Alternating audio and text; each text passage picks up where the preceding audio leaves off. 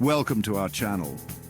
You know, folks often ask me for the secret sauce to successful investing. While there's no one-size-fits-all answer, I can tell you this. It's about thinking long-term and having a deep understanding of the businesses you own.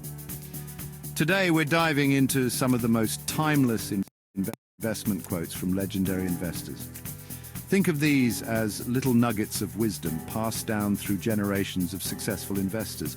These aren't just clever sayings, folks. These insights have stood the test of time and can guide you in making smarter investment decisions. We'll unpack what makes each quote so powerful and how you can apply these principles to your own investment journey. So buckle up and get ready for a value-packed journey.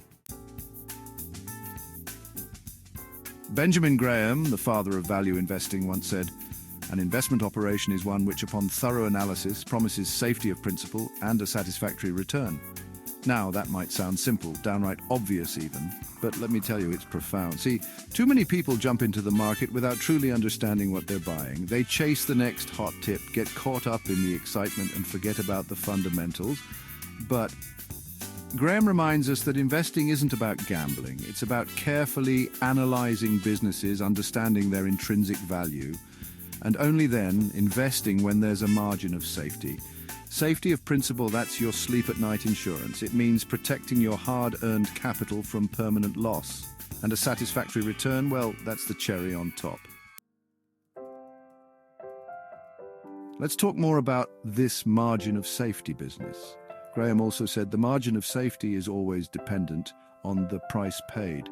See, a wonderful company can be a terrible investment if you overpay for it. The price you pay determines your return, plain and simple. The margin of safety is that buffer, that discount you build in to protect yourself from unforeseen circumstances or errors in judgment. It's like buying $1 for 50 cents. Even if your analysis is a little off, you've still got room for error. Remember, the market can be irrational in the short term, but in the long run, value always shines through. Now, this next quote is one of my personal favorites. I've said it many times, and it bears repeating. Price is what you pay. Value is what you get. You see, the market is like a giant auction with prices fluctuating constantly. But those prices aren't always rational. Value, on the other hand, is intrinsic. It's about the underlying worth of a business, its ability to generate cash flow and profits over the long haul. Don't get caught up in the day-to-day noise of the market. Focus on understanding the true value of the businesses you're considering. That's how you find bargains and build a portfolio that stands the test of time. Chapter 4. Patience Pays, a lesson from the Oracle.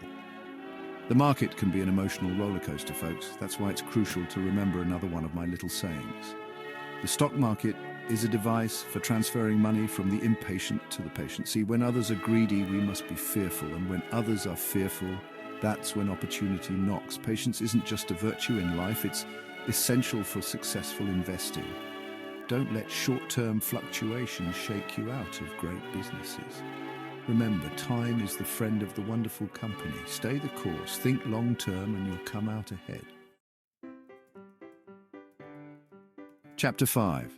The Munger Mantra, Quality Over Bargains. Now, I've got to bring in my partner in crime, Charlie Munger. He's got a way with words, that one. Charlie always says, a great business at a fair price is superior to a fair business at a great price. You see, it's tempting to chase after the cheapest deals, the deep discount bargains. But as Charlie wisely points out, it's better to own a wonderful business, even if you pay a little extra. Why? Because over time, a great business with a durable competitive advantage will compound your capital and deliver superior returns. Chapter 6. Value Investing. It's just good business. Charlie also likes to say, all intelligent investing is value investing, acquiring more than you are paying for. He's got a point, you know. When you boil it down, investing is about buying something for less than it's worth. It's the same principle we use at Berkshire when we're looking at businesses. We want to understand the intrinsic value, the long-term earning power, and then buy with a margin of safety. It's not about complicated formulas or fancy algorithms. It's about common sense, discipline, and a long-term perspective. Chapter 7, Riding the Market Waves. Now let's hear from another brilliant investor, Seth Klarman. He reminds us that the stock market is the story of cycles and human behavior that is responsible for overreactions in both directions. The market is like a pendulum swinging from euphoria to despair. Understanding these cycles and the role human emotions play is crucial for navigating the market successfully. When everyone is euphoric and prices are sky high, it's time to be cautious. And when fear takes hold and prices plummet, that's when opportunity presents itself. Chapter 8, The Value Investor's Toolkit, Contrarianism and Calculation. Klarman says, value investing is the marriage of a contrarian streak and a calculator. Think differently, zig when others zag, be disciplined and analytical. Chapter 9, Know Your Businesses, Inside and Out. Now let's turn to Peter Lynch, a legend in the world of mutual funds. He famously said, know what you own and know why you own it. Sounds simple, but you'd be surprised how many people invest in things they don't understand. They buy shares of companies without truly grasping what those companies do, how they make money, or what their competitive landscape looks like. That's a recipe for disaster, folks. Before you invest a single dollar, make sure you understand the business inside and out. Chapter 10. Keep it simple, the idiot test. Lynch also had this colorful piece of advice. Go for a business that any idiot can run, because sooner or later any idiot probably is going to run it.